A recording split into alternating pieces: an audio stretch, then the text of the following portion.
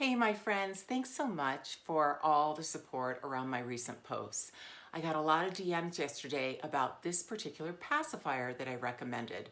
The most common questions were, how do I get my baby to keep that pacifier in his mouth? He really prefers the shapes that you said are not good for his mouth. Well, the reason why babies might prefer those shapes is because they don't require a lot of strength or stability in the mouth and the facial musculature to hold that little passy in. They kind of just hook up on the roof of their mouth, or the babies just have to close their lips slightly and that passy will stay in there all day long. We don't want passies in there all day long, and we also don't really want it to be easy. Why?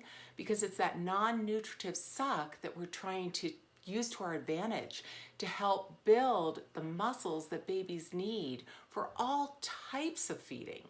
Let me show you a little trick to help your babies learn to adapt to this pacifier within just a few days. What you want to do is take your pacifier that I mentioned. This one happens to be the Advent Soothie. Take this shaped pacifier, put your pinky finger in it, because your pinky finger isn't as strong as your other fingers, so this way when you put the pacifier in the baby's mouth, you're not going to press too hard. Then I want you to take a look at your own mouth for just a second. I'm going to show you my tongue. There's a groove right down the middle. Look. See that? That's called your central groove. And a lot of babies don't have that because they haven't built up the muscles yet to get that little two-pack, we call it. Just like your six-pack that I know all of you have, right? I don't. Anyway, with their tongue, let's pretend this is their tongue. And let's pretend this is that groove that you're trying to create.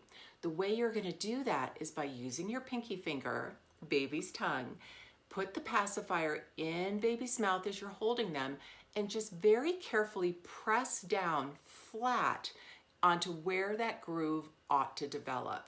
That will cause the lateral margins or the side of the tongue to just elevate a little bit. That's what we want. Check out my post to learn more about that. Now, use gravity to your advantage. Make sure baby's laying down and have the pacifier ready, and every time you see baby just take one little attempt at that suck, make sure you're talking to your baby. Good job, baby, that's it.